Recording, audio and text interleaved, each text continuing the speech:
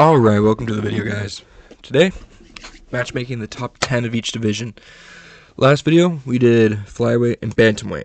Today, we're going to get straight into bangers. We're going to get into featherweight and lightweight today. It's going to be straight heat in terms of the matches that will be made. Two of the best divisions in the UFC, in my opinion. Bantamweight was one of them. Let's get started. At featherweight, we have 6 matches. Previously, I don't remember how many, but we have 6 matches here. First matchup, Volkanovski versus Lopez. This is a matchup that's announced. It's not this weekend, it's next week, and I'm pretty sure. Or the weekend after that. It's going to be a bit. But it's Volkanovski versus Diego Lopez matching up for the undisputed UFC featherweight title after Ilia Topuria vacated it so that he can claim or fight at lightweight. This is a fire matchup. With Topuria out of the question at featherweight, the matchmaking is quite different than I would have had it. Oh, excuse that voice crack. I was trying not to burp. This is a good matchup. This is a really good matchup. You got Volkanovski coming off 2 straight KO losses, which is unfortunate, but he is the featherweight GOAT, or in contention for that, versus Diego Lopez, who's this new up-and-comer who has 1 loss in the UFC, and it was a split decision. Could have gone the other way for him against Movsar Evloev. I hate that. I don't like that guy's name. This is going to be a great fight. Powerful monster striker and good submissions in Diego Lopez versus great all-around, good everywhere, extremely technical striker, one of the best strikers in the UFC, Volkanovski. And he's dangerous on the ground. He was able to defend on the ground against Islam Makhachev, who couldn't submit him. Keep that in mind. Islam Makhachev couldn't hold him down and submit him. Islam Makhachev had his back, and he didn't have a single ounce of fear in his face. This guy... This is a tough matchup. This matchup's happening, I'm pretty sure, April 14th. Firefight. You're going to have Volkanovski trying to outstrike him, beat him at the distance, and then you have Lopez trying to take his head off. Volk is coming off like a 1.5 year layoff from his last fight, which was a knockout against Ilia Topuria. I think his chin will be recovered enough. I think he will be recovered enough to come back for this fight. He's been in the gym. He's been training. He's been keeping himself in shape. This isn't like Volk. Like, yeah, he's coming off a long layoff, but the difference is he's been training. He's been watching. He's been paying attention. He still has a desire and a want to be at the top of the division. He doesn't want to just win his title back. He wants to win this fight in particular. He wants another fight after that. He wants more fights. This guy has desire and fire and a will to be a champion still. And you have Diego Lopez, who's this up-and-comer who wants to be a champion and win the belt and cement himself an insane legacy. This is a good fight, in my opinion. I'm personally going to pick Volkanovski to win this by a 4th-round TKO or a decision over Diego Lopez. I think Lopez is going to gas himself out a little bit earlier in the fight. He's going to slow down, and Volkanovski's going to start picking him apart. Just jabbing him straight. Jab straight, inside leg kick, fucking kick to the body. Combo. Eventually the pressure's going to get to Diego Lopez, and he's going to take him down and just pound him out. That's how I see that fight going, but I think that's a great fight, and it's the fight that should be happening for the belt. After that, we have Movsar Evloev fighting the winner of this fight. Movsar has earned himself a title shot against Aljamain Sterling.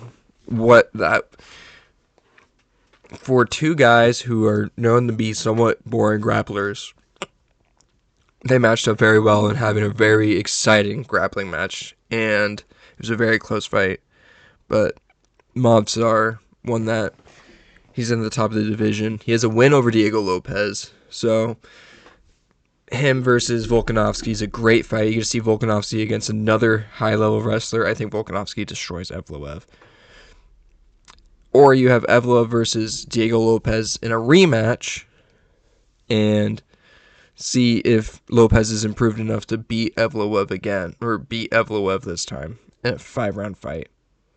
I think it's an interesting matchup. I think Evloev's earned it. Next, we have Yair Rodriguez versus Arnold Allen. I think Patricio Pitbull is going to beat Yair Rodriguez, but no matter what, win or lose, I think Yair Rodriguez should fight Arnold Allen, no matter what. I think this fight should have been the fight that was booked in the first place before Pitbull. Arnold Allen, crazy good striker, decent on the ground. He arguably beat Evloev. Oh yeah, Evloev beat Arnold Allen and then beat Aljamain Sterling. Yeah, but Arnold Allen arguably could have beaten Evloev in their fight. Very close fight. Good striker, good anti-wrestler. I don't know what that big sound was. Then you have Yair Rodriguez. Very crafty striker. Submissions off his back are decent, but other than that, he's not that great on the ground. He got submitted by Brian Ortega. He got ground and pounded and taken down easily versus Volkanovski. But this would be a crazy striking match. That'd be very fun. I could see Yair catching Allen. I could see Allen just putting too much pressure and pace on Yair and crumpling Yair. I think it's a good fight all around. I don't know who I'd pick in this fight. My impression would be Arnold Allen. I think Arnold Allen's a really good fighter, and he has the potential to be a top 5, top 3 guy. But, yeah, that's a great fight that could and should happen. I think this fight should happen no matter the outcome of Yair versus Pitbull. Next fight, I'm going to have Brian Ortega versus Aljamain Sterling. I don't think Brian Ortega should go up to lightweight. I think he looked flabby and fat in his last fight against Diego Lopez. And his chin isn't there anymore, and I think if you put him at lightweight, he's going to get knocked the fuck out by anybody in the top 10. But he's a good grappler, good jiu-jitsu. Gave Volkanovski issues in the jiu-jitsu. I don't really remember if the grappling happened in the Lopez fight. I watched the Ortega-Lopez fight. I don't remember what happened in the grappling there. But you have Aljo, who's an insane grappler, who is very competitive in the grappling with Evloev and had put Evloev in some dangerous spots a couple times, versus Ortega, who has some of the best jiu-jitsu in the UFC, arguably. This would be another insane grappling match, and the striking wouldn't be too bad. Ortega's striking isn't the greatest. Aljo's striking isn't the greatest, but he's pretty creative on the feet.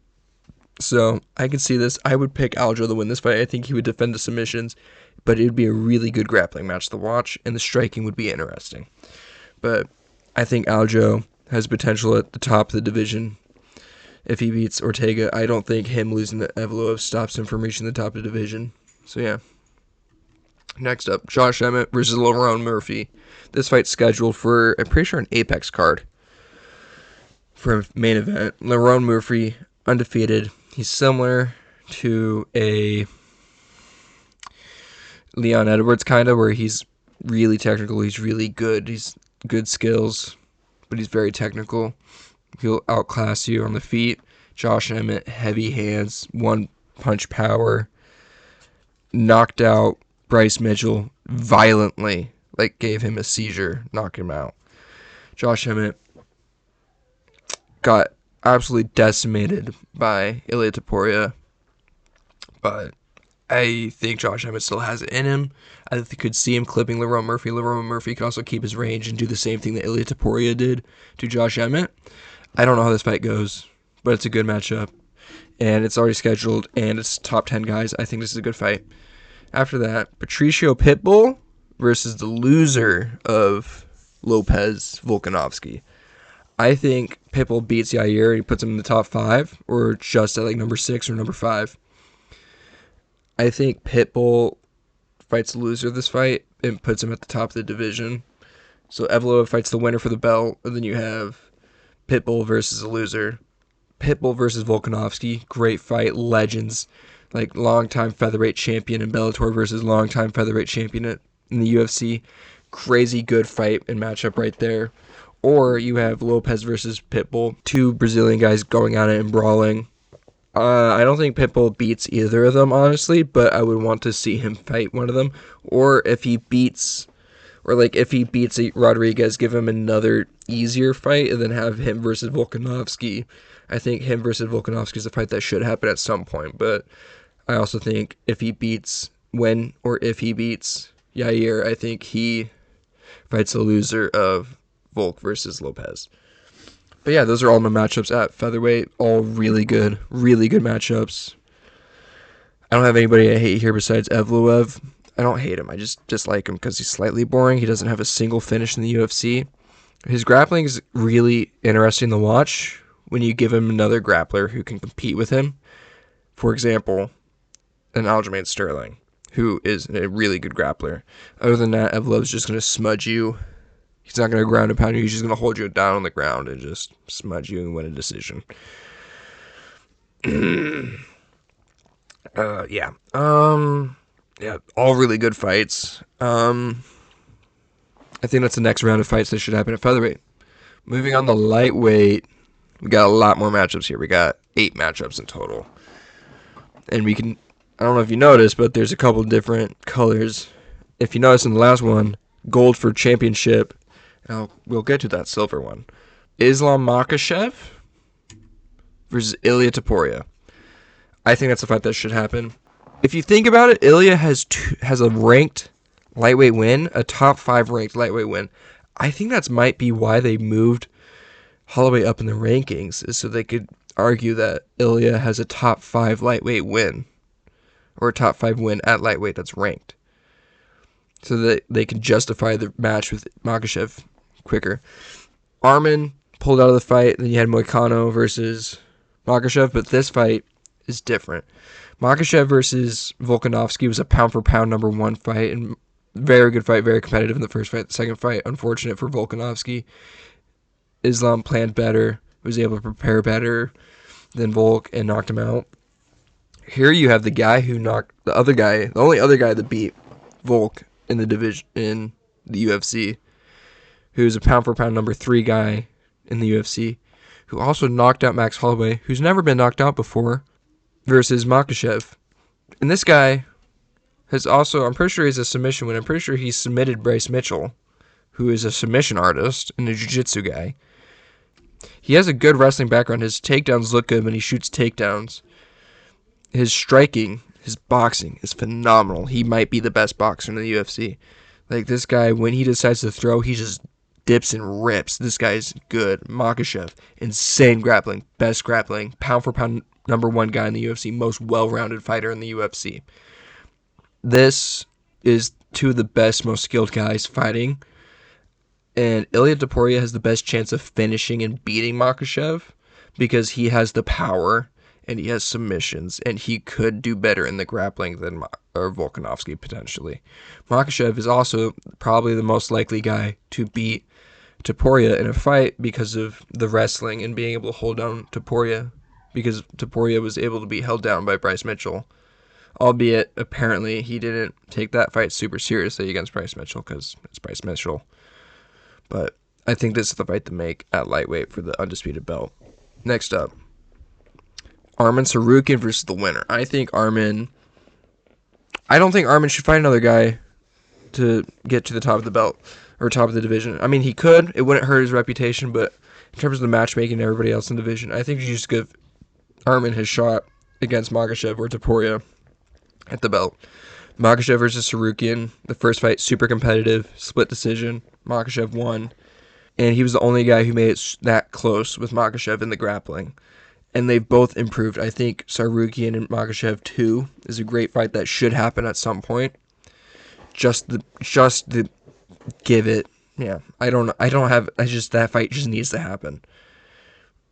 Or if Topuria wins, honestly, you do the rematch, Makhachev Topuria, or you do Topuria Oliveira for the belt, or you do Topuria Arman Tsarukyan for the belt. Lots of options here, but I think Arman should fight the winner of the fight. I think Arman deserves the title fight the most in the division. He beat Oliveira and Beneil Dariush back-to-back, and he was scheduled to fight Islam, but he had an injury.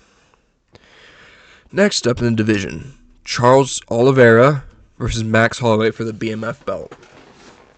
I don't think Oliveira should fight for the belt next. He lost to Arman. He beat Chandler, who was ranked number 7, who was coming off like a 2-year layoff. That doesn't get you a title shot. I know he's originally supposed to fight Islam in a rematch, but that was coming off the Beneil Dariush fight. I think you do Charles Oliveira versus Max Holloway for the BMF belt. It's a rematch. Both these guys have improved since their first fight. Their first fight was so long ago, ended in a fluke injury when I'm pretty sure Oliveira tore his esophagus in that fight. I think this fight, great banger. You have striking of Max Holloway versus Oliveira's Muay Thai style striking in kickboxing. It's Oliveira's got power. Holloway's got the endurance and the pace. Oliveira could try to mix it up and try to take down Max Holloway and see if he's improved more in there. I think if he can out-wrestle Holloway, I think he would do much better in a rematch versus Sarukian or Islam. I think he would do much better in rematch with both of those guys. Or you have Max Holloway, who, if he gets past Oliveira, he has the chance to fight for another belt in another division, which would be quite a thing to give his legacy and cement him as one of an all-time great. Not like the greatest of all time, but an all-time great, instead of just being a legend. You could do him versus Topuria at lightweight, which would be quite unfortunate for Max Holloway if Topuria wins, because I don't think you do Max versus Topuria 2 at lightweight. I don't think that makes much sense. Or you do Max versus Islam. Good fight. I don't think Max is going to win a belt at lightweight, but having him at the top of the division fighting for a belt would be a good thing to see for his legacy. Or Makhachev or Oliveira back at the top of the division once again. I think no matter what you do, this leads to some great matchups. Good matchup if Max wins. Good matchups if Oliveira wins. I don't know if you can see my cursor, but I think no matter what you do, you're going to get good matchups out of all these fights in the future past these fights. Next up, Justin Gaethje versus Dan Hooker. Originally, I wanted to do Gaethje versus Poirier 3, but after hearing that Gaethje doesn't want to do that fight, made my matchmaking a little bit harder. So, I think you do these two against each other. Violence. Gaethje's coming off a win now and looked pretty good in that fight. And you give Dan Hooker another shot up, I think just pure violence in this fight. Make it another 5-rounder. Dan Hooker, I think he deserves this fight. Justin Gaethje, I don't think he gets a title shot. Fuck that. Get Justin Gaethje out of the title shot conversation. Because it's not like oh my god, Justin Gaethje could beat Makhachev. No. Rafael Fiziev took him down and got an inverted triangle on him. Makhachev's going to fucking twist him up like a pretzel worse than Oliveira did, or worse than Khabib did. Simple as that. I think Makhachev is going to be competitive on the feet with Gaethje, shoots a takedown immediately, darces him, or rear naked chokes him. Or fucking any submission Islam wants. I don't think Gaethje has a chance at beating Islam at all, besides the puncher's chance of having power and clipping Islam. But other than that, I don't think he beats him. In this matchup of Dan Hooker, if Dan Hooker beats Gaethje, I don't think you do Islam Hooker 2. I would do Hooker versus Oliveira or Hooker versus Holloway is what I would do after that. Because originally, I wanted to do Gaethje Poirier 3 and then Hooker Holloway, but then that would have meant honestly, that could have worked out where you do Sarukian, Oliveira, Holloway, Hooker, Gaethje, Poirier, but honestly, I think these matches work better because they're more realistic, and also, realistically, Topuria should fight for the belt. Gaethje hasn't earned a title shot. Holloway should not fight Poirier again.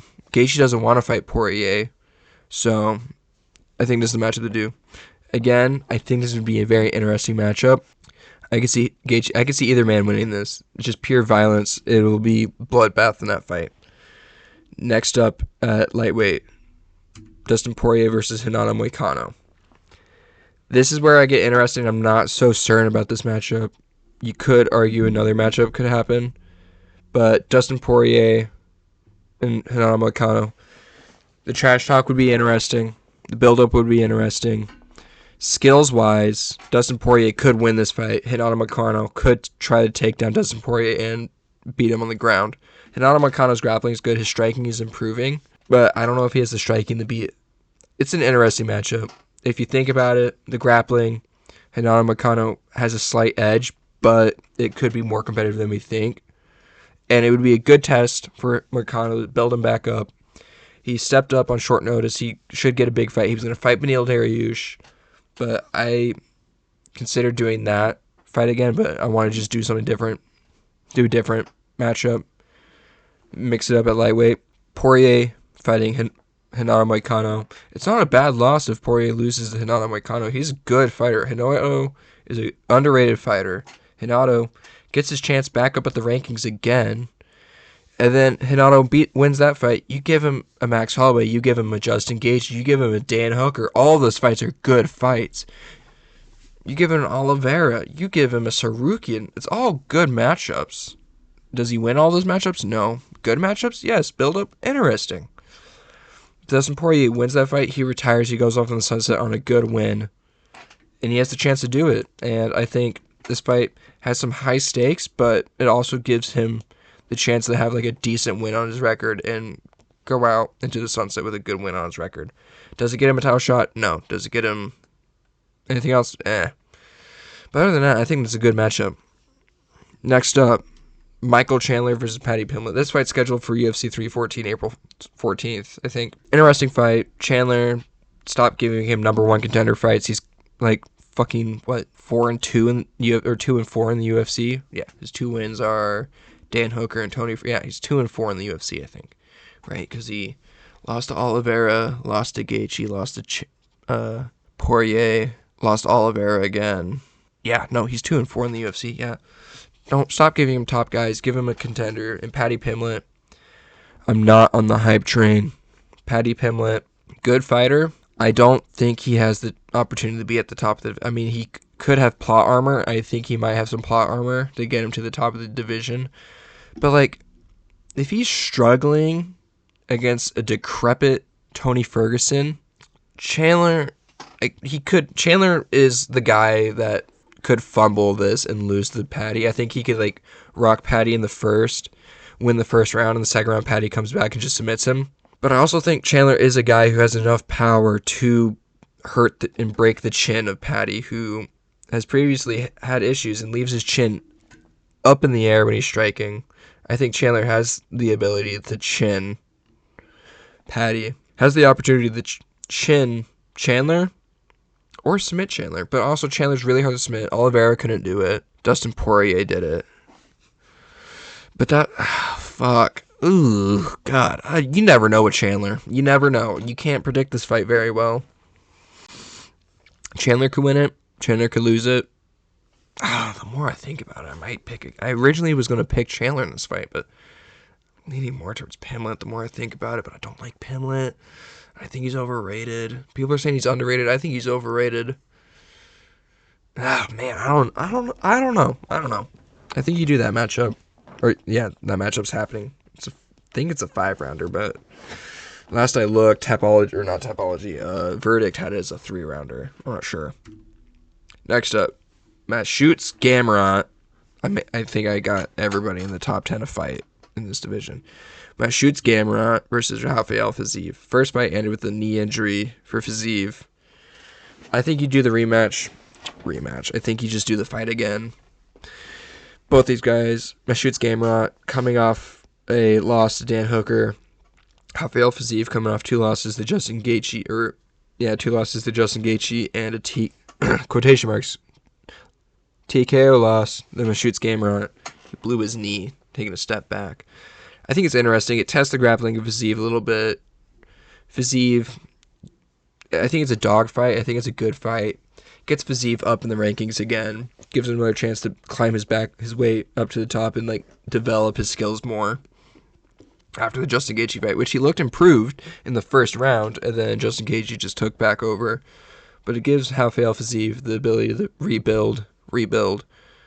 Or it gives Matt Shoots Gamrot another ability to just be a gatekeeper. And then you can't build him back up because he's had so many losses. So, yeah, it's just, Matt Shoots Gamrot. It's interesting.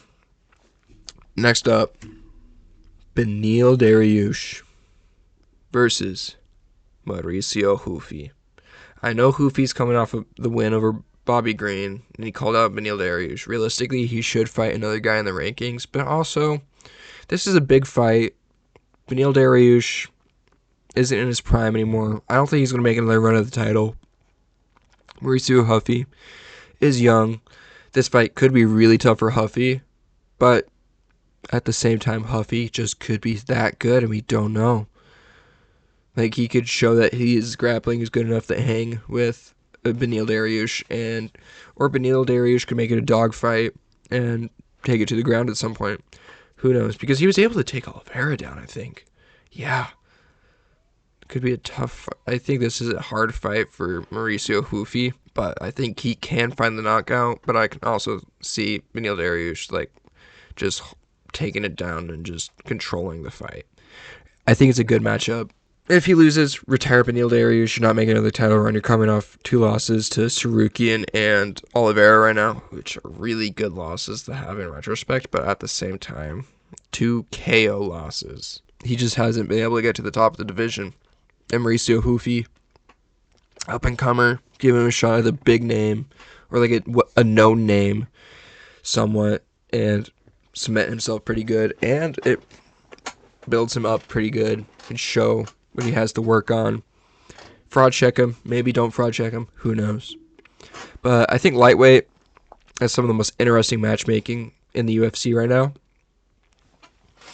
You could make any argument for completely different matchups, and I would not be mad at all. Like, you could say, I don't think you give a title shot to Justin Gaethje or Charles Oliveira. I don't know if you can see my cursor. I think you do. It's either Islam versus Sarukian or Islam versus Topuria are the only 2 matchups I can see at lightweight for the belt. You could do Topuria Oliveira and Makhachev Sarukian, or you can have Makhachev sit out and then you do Oliveira Topuria or Oliveira Sarukian 2, and then you do Topuria Gaethje or Topuria Poirier. That's a good fight. I think those are all good matchups. You can do Gaethje Sarukian if Gaethje wants to. Yeah, you can do Topuria Oliveira Sarukian Gaethje, and then you have Poirier sit out. You have Hooker Holloway in this situation. That'd be really good fight. You can do Moicano Beneil Dariush again, and then you do Poirier versus Pimlet if he wins, and then Mashut's Gamrot, Hinata Moicano. Or no, we were doing Hinata Moicano versus Beneil Dariush. Shit. Chandler Moicano if Chandler loses to Pimlet. And then you do Fiziev versus Bahamondes. Yeah, you have so many options at lightweight, but I think these are the options that should happen realistically. All really good fights. Lightweight is stacked. Featherweight stacked. Crazy good matchups. I think lightweight's better than featherweight, honestly. But I would put lightweight as probably the best division in the UFC right now. And it has been and it will be. The only problem with lightweight right now is that nobody wants to fight anybody right now at the top of the division. Because currently, because we don't have any announcements, you don't have a Sarukian fight announced, or even anybody talking about a Sarukian fight. Topuria just entered the chat. He wants to fight Makhachev or Oliveira. Makhachev says Topuria should fight somebody and get a win, but I'm not going to say no. You have Oliveira saying he should fight somebody and get a win before he fights me, but I'll fight him also. I don't know. Maybe. Depends on the source you find. You don't have anything announced for Max Holloway. Justin Gaethje wants to fight for the belt. He doesn't deserve it. Dan Hooker's out of conversation right now. You could have Hooker versus Sarukian, honestly, because they've been yapping a little bit at each other. Dustin Poirier's been silent besides the fact that he's saying that he's going to get a main event in Louisiana for a retirement fight. That's all we know. Beneil Dariush was told that he was going to get a good money fight after he lost his opponent in Hinata Moicano, but we haven't heard anything about that. Rafael Fiziev and Gamrot have been talking back and forth a little bit, but other than that, nothing official. Like, out of all these fights, there's only one scheduled fight, I think, in the top 10 of lightweight, and that is Michael Chandler versus Paddy Pimblett. I don't think there's another top 10 lightweight matchup scheduled right now. Yeah, that's the state of lightweight right now. But it's really good weight class. So yeah, I think that's going to be it for today, guys. We did featherweight and lightweight. I'll get into welterweight and middleweight next episode. That's going to be it today, or at least for this video. I'll release another video beginning of next week, or like Sunday, Monday-ish, with welterweight, middleweight, I think. Yeah, I'm going to do this in a 4-part series. just because there's 8 weight classes, and welterweight's pretty stacked. After that, I want to get through the big ones of lightweight and featherweight. Great matchups in these 2 weight classes. Lots of intentions. I think they're pretty good. I think these are the matchups that should happen in these weight classes. But yeah, I already have my next couple of videos lined up pretty good. So yeah, content's gonna be good. I think this will be pretty good. So hope you guys enjoyed the video. Leave a like, subscribe, turn on post notifications if you want. I don't care. This is just me talking about what I think should happen in the UFC right now, and I think these are the matchups that need to happen at featherweight and lightweight. So yeah, have a great night, morning, or day, whatever time you're watching this video. Have a good week, whatever. Have a good one, guys, and thank you for watching.